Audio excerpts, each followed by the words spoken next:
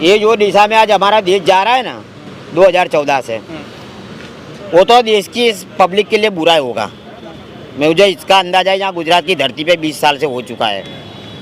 ठीक है, ऐसा किस रूप में गरीबी जो है बढ़ रही है या बेरोजगारी, इसी रूप में आप देख रहे हैं? आर्थिक असमानता हो रही है पब्लिक में। एक ऐसा इंडिया बन रहा है जो धनवान हो, और एक दूसरा ऐसा भारत बन रहा है जो पहले की तरह है, जो गरीबी में जी रहा है। ऐसा है, आर्थिक असमानता बढ़ रही है, और आर्थिक असमानता जब भी बढ़ती है ना तो क्रांति होती है। ऐसा है। अडानी को कहीं ना कहीं आप देख रहे हैं कि अडानी जो जिस तरह की संपत्ति बढ़ रही है उनकी, और अडानी अंबानी की सबकी नहीं, दूसरे धनवानों की भी संपत्ति बढ़ रही है। जो धनवान है ज्यादा धनवान हो रहे हैं, जो गरीब है गरीब होते जाते रहे। और ये आपकी आय में इजाफा नहीं हुआ? नहीं हुआ। मैं जो पहले कमाता था वही आज कमाता हूँ, लेकिन सामने महंगाई 10 गुना हो चुकी है। ऐसा है। लेकिन एक पक्ष ये कहता है कि जो महंगाई बढ़ रही है इसका मतलब कि लोगों का आमदनी भी बढ़ रही है आज पहले की गुना में। ये आमदनी दुगुना होती है तो महंगाई 10 गुना हो गई है मेरा भाई। ऐसा है। और वो जो सरकारी कर्मचारी होते हैं ना उनका ही ज्यादा फायदा होता है। रोज कमारे रोज खाने वाले मजदूरों को कोई फायदा नहीं होता है। समझा बात में? आज अहमदाबाद में एक फैमिली को जीना है ना तो रोज का 1000 रुपया कमाना जरूरी है। अब जो प्राइवेट में नौकरी करते हैं 8-10 हज़ार में, के मेरे जैसा जो 300-400 रोज कमाता है उसका क्या हाल होगा, सोचो तुम है? अच्छा, ये आपके अंदर कहीं ना कहीं एक जो आक्रोश दिखता है मुझे, हाँ। वो आक्रोश शुरू से जो है वो ऐसे इसी रूप में है, या फिर अभी सरकार की वजह से, कुछ कामों की वजह से, कुछ आप जो जिस तरीके से वो पोस्टर में दिखाया गया उसकी वजह से है? आक्रोश तो मुझ में बचपन से ही है, क्योंकि कि मेरे बाप ने मुझे गरीबी में पैदा किया, बराबर है, उसकी वजह से है। क्योंकि गरीबी की वजह से मेरे जो एजुकेशन के रास्ते थे वो नहीं शुरू हुए, मेरे जो शौक थे वो पूरे नहीं हुए। तो बचपन से ही मुझ में आक्रोश है कि मेरे बाप ने क्या देख के हमको पैदा किया। छूटा हलना यार, मेरे बाप ने क्या देख के मुझे पैदा किया। जा पसियाल जा। तो आप क्रांतिकारी टाइप से दिखते हैं थोड़ा सा। हाँ, क्रांतिकारी हुई। तो क्या कुछ बदलाव आप खुद नहीं कर सकते? आप कुछ बदलाव करने की ओर बढ़ेंगे आगे लोगों को लेकर के? देखिए, बदलाव एक इंसान से नहीं होता है। बदलाव करने के लिए इंसान को साथ मिलना चाहिए, जो गुजरात में इम्पॉसिबल है, क्योंकि गुजरात में सिर्फ धर्म और जाति का ही महत्व ज़्यादा है बहन। ऐसा है। क्रांति के लिए सब पब्लिक का साथ चाहिए, जो महंगाई से पीड़ित है, सबसे पीड़ित है, ऐसे लोगों का साथ चाहिए। सबका समाधान कब तक हो जाएगा? क्योंकि 2024 में कहा जा रहा है कि मोदी की फिर से सरकार बन जाएगी। बनने दो, हमको कोई फर्क नहीं पड़ता है, बनने दो। अगर देश की जनता चाहती है तो बनने दो ना। ऐसा है। आपकी फैमिली बैकग्राउंड क्या है? आपका मतलब फैमिली में कौन कौन है आपकी? फैमिली में तो माँ बाप 11-12 साल की उम्र में मर चुके हैं, ठीक है, और इसकी वजह से मैं आज यहाँ बैठा हूँ, ठीक है। और बड़ा भाई है, शादीशुदा है, तो पिताजी का जो मकान है छोटा सा, उसका फैमिली रहता है। मैंने 2001 से घर छोड़ दिया है, और अगल बगल में कभी इधर कभी अगल बगल में पड़ा रहता हूँ, होटल में खाता हूँ। ऐसा है। आप अकेले ही हैं? अकेला हूँ। कोई शादी उदी नहीं हुई आपकी? नहीं करने की। हाँ। जो गलती मेरे बाप ने की वो मैं नहीं करूँगा। गरीबी में बच्चे पैदा नहीं करूँगा। तो सिर्फ गरीबी ही इनकी वजह है कि ये कह रहे हैं कि हम बच्चे भी नहीं पैदा करेंगे।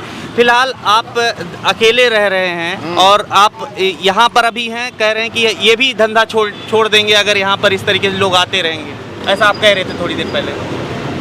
वो भी वजह है। हाँ। और क्या, इनकम भी कम है अभी बहुत। जो अभी महंगाई है उसके सामने मेरी इनकम बहुत कम घर भी नहीं है आपके पास? अपना खुद का खर्चा भी जैसे तैसे निकलता है। ऐसा है।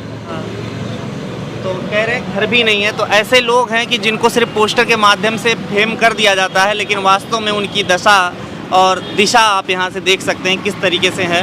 और जो नए भारत की संकल्पना जो तैयार हो रही है उसमें आप इनके जो असल जो मुद्दे हैं उनको अगर नहीं लाएंगे तो कैसे वो तैयार होगा, और क्या नया भारत बनाएंगे आप? ये भी एक सवाल उठता है। कहाँ से बनेगा मेरे भाई? पुरानी सोच वाले लोग तो शासन कर रहे, कहाँ से नया भारत बनेगा? इनमें भगत सिंह की वो है। भगत सिंह ने जो भारत बनाने का सपना देखा था आज़ादी के टाइम पे, वो सोच इन लोगों की है। महात्मा की मानवता है इन लोगों में, सरदार की समानता है इन लोगों में, बाबा साहब की बंधुता है इन लोगों में। बाबा साहब की बंधुता की बात की। और एक बात बोलूं मैं, मेरा जो समावेश होता है ना हिंदू धर्म में, तो हमारा समावेश दलित समाज में होता है, ठीक है। और मीडिया ने मेरी जो इमेज बना दी थी वो टाइम पे कि हिंदुत्व के चेहरे के रूप में, हिंदू समाज के चेहरे, लेकिन मेरा स्वीकार नहीं हुआ। इतने साल हो गए, मतलब एक दलित का कभी हिंदू के रूप में स्वीकार नहीं होगा।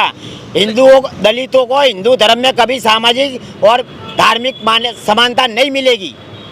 लेकिन यही वजह है शायद कि कुछ लोग ऐसा कहते हुए दलित जो है बौद्ध धर्म की ओर प्रस्थान कर रहे हैं। आपको भी लगता है कि कहीं ना कहीं इस धर्म में सम्मान नहीं मिला तो आप भी कहीं उस तरफ जाने? हाँ, वो भी मैं भी जाऊँगा, और ये महीने के एंड में अगले महीने दिसंबर में जा रहा हूँ मैं। बौद्ध धर्म में स्वीकार हाँ, कर लेंगे? क्योंकि हमारे देश का जो मैंने इतिहास भी पढ़ा है और संविधान भी जानता हूँ कि हमारे देश की जो मूल निवासियों का धर्म था। कितनी पढ़ाई की आपने? 10 तक ही पढ़ा हूँ, 10 तक। लेकिन दुनिया को पढ़ा रहा हूँ। ऐसा हमारे देश का जो मूल निवासी धर्म है ना, इस देश की जनता का, वो बौद्ध धर्म है। और हजारों साल पहले जो वामन मेश्राम की भाषा में अगर बोलते हैं ना कि अब ब्राह्मण विदेशी है, अब ब्राह्मण विदेशी हो के ना उससे अपने कोई फर्क पड़ता है, लेकिन इस देश का जो मूल निवासी धर्म है वो बौद्ध धर्म है। और इसीलिए बाबा साहेब आम्बेडकर ने भी बौद्ध धर्म ही अपनाया था, दूसरा कोई धर्म नहीं अपनाया था।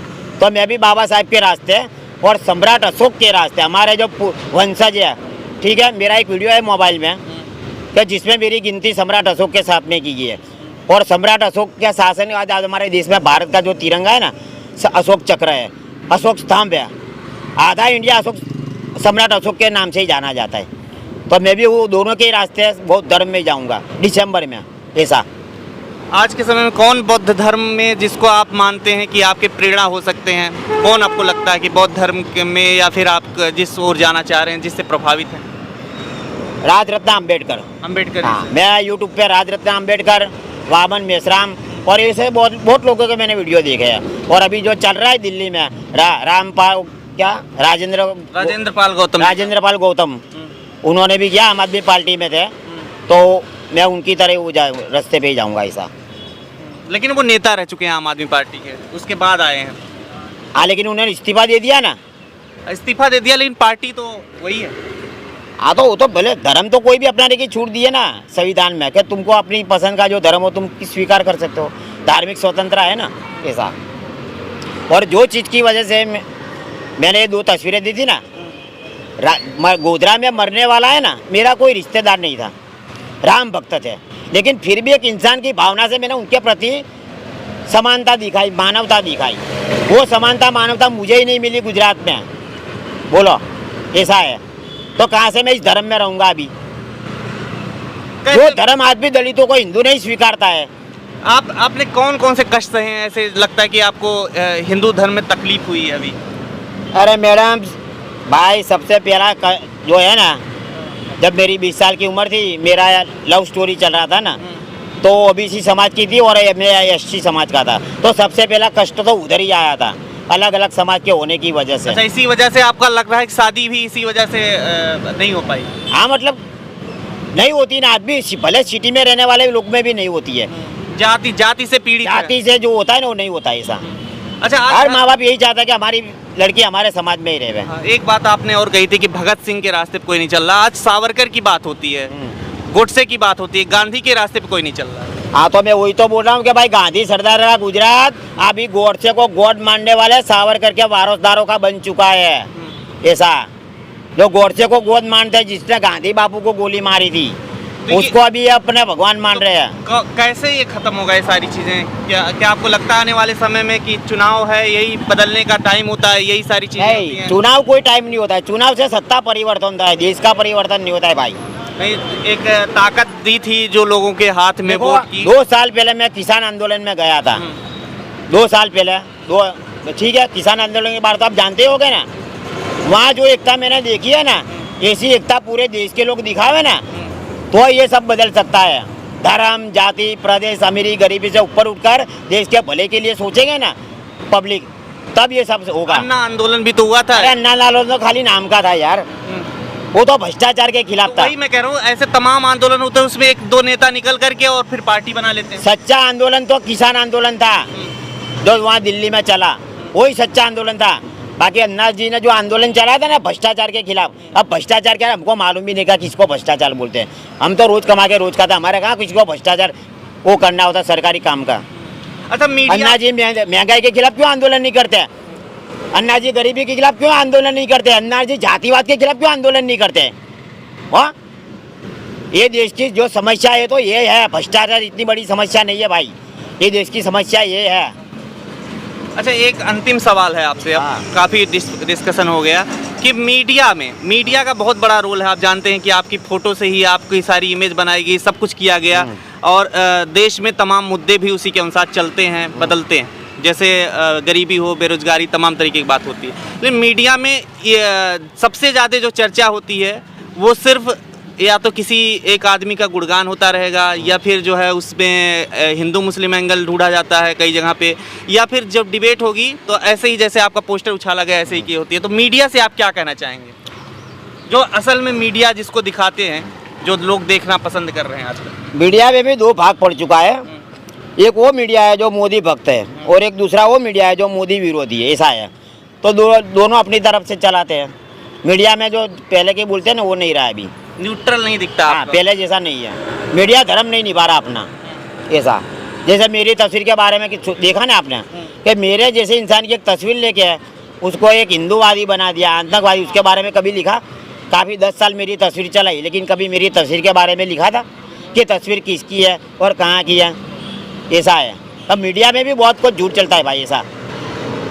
किसान आंदोलन में बिल्कुल नहीं दिखाया जा रहा था मीडिया में। तो किसान आंदोलन असल में भले नहीं दिखाया जा रहा था, लेकिन वहाँ पंजाब में, हरियाणा में, राजस्थान में, कनाडा में, सब जगह दिखा। वो मैं बहुत पत्रकारों को इंटरव्यू दिया हूँ वहाँ भी, ऐसा। अच्छा, वहाँ पे कनाडा के पत्रकार भी मेरे पास आए थे वहाँ। जब आपका उद्घाटन हुआ था, किस चीज़ का उद्घाटन हुआ था जो कुतुबुद्दीन के साथ आपका हुआ था? 2009 में हमारे कोर्ट का जजमेंट आया। इस इलाके के किसी भी मुसलमान ने मेरे खिलाफ गवाही नहीं दी, कोर्ट ने हमें छोड़ दिया। फिर 2012 में इसी इलेक्शन के टाइम पे एक हमारे इलाके के शाहपुर इलाके के मुस्लिम सामाजिक कार्यकर्ता है जो मुझे बचपन से जानते थे और जो कुतुबुद्दीन अंसारी को भी जानते थे। उन्होंने हमारी दोनों की मुलाकात कराई और हमारे दोनों का परिचय कराया, ठीक है। फिर हमारी दोस्ती हुई। मैं कुतुबुद्दीन अंसारी के पास जाता था, वो जब ये सड़क पे निकलते थे मेरे पास आते थे, चाय पानी करते थे। फिर 2013 में केरला का एक पत्रकार उनके पास आया तो उनकी किताब लिख रहे थे, बायोग्राफी, ठीक है। तो कुतुबुद्दीन अंसारी ने मेरा जिक्र किया वो केरला वाले के साथ में, शाहिद रूमी नाम का पत्रकार था, कि यार वो अशोक भी तो जैसा दिखाते हैं मीडिया में, बोले ऐसा है नहीं यार, तो थोड़ा उसके बारे में बोले तुम लिखो। फिर कुतुबुद्दीन अंसारी और शाहिद रूमी ने फर्स्ट टाइम मेरा यहाँ इंटरव्यू लिया 2013 में, और वो इंटरव्यू केरला में रिलीज हुआ। तो वहाँ की CPIM पार्टी ने मुझे बुलाया 2014 में, हम दोनों को वहाँ बुलाया। वहाँ एक बड़ा स्टेज प्रोग्राम हुआ, वहाँ हमारी दोनों की एकता, मानवता और भाईचारे की बातें हुई, ठीक है, ऐसा। उस टाइम पे आपके कोई दुकान खुली थी जिसका उद्घाटन दिखाया? नहीं, उसके वो टाइम पे दुकान नहीं खुली थी, लेकिन बाद में जब 2015 में वहाँ के CPM नाम के पार्टी के लीडर है जय राजन करके, तो 2019 में वो पार्लियामेंट इलेक्शन की उनको टिकट मिली थी। तो उन्होंने मुझे उस टाइम पे मुझे और कुतुबुद्दीन अंसारी को दोनों को वहाँ बुलाए थे प्रचार के लिए, और हमने उनका प्रचार भी किया। फिर उन्होंने बोला कि आपको कोई तकलीफ है? तो मैंने बोला साहब मेरा जो धंधा करता हूँ उसमें इनकम बहुत कम है और दूसरा कोई धंधा करने के लिए पैसा भी नहीं है, ठीक है, रोज़ कमा कर रोज़ खाता हूँ। तो बोले आप क्या करना है? मैंने आप कोई मदद करो। तो मैंने बोला कोई दूसरा धंधा सेटिंग करे, ऐसा है। तो उन्होंने उस टाइम 5 लाख रुपया देने का बोला था, ऐसा। जो लोग देख रहे हैं उनसे कुछ अपील करना चाहेंगे? आपको कुछ सपोर्ट कर सकते हैं किसी रूप में, या आप कुछ चाहते हैं उस तरीके से कि आपको लोग मदद भी करें? देखिए, मैं एक स्वाभिमानी इंसान हूँ, मैं किसी से कभी मदद मांगने नहीं जाता हूँ, लेकिन सामने से कोई मेरे पास आएगा ना तो इनकार भी नहीं करता हूँ, ऐसा है। कैसे आपका संपर्क हो सकता है किसी का? मैं यहीं मिलूँगा, यहीं पे मिलेंगे। जगह बता दीजिए आप। शाहपुर अलम की खिड़की, शाहपुर रोड अलम की खिड़की, KT देसाई हाई स्कूल के बाजू में। तो देखिए, इनके धंधे में बहुत कम जो है इनकम है, और जैसा कि ये बता भी रहे हैं कि आज के समय में जिस तरीके से गरीबी जो है वो दिखाई नहीं जाती, लेकिन अंदर से बहुत बड़ी गरीबी जो है, असमानता जो है, आर्थिक असमानता वो बढ़ रही है। जो गरीबी अमेरिकी खाई है वो बढ़ रही है। तो उसके लिए अगर आप चाहते हैं कि असल में किसी की मदद करना चाहते हैं, तो जो काम कर रहा है उसकी आप मदद कर सकते हैं, और यहाँ आकर के अशोक परमार जी की मदद कर सकते हैं, मिल सकते हैं। धन्यवाद। देखते रहिए, हमारे साथ बने रहिए। खबरों में बने रहने के लिए फोरम 4 को सब्सक्राइब करें और नोटिफिकेशन पाने के लिए बेल आइकन दबाएं।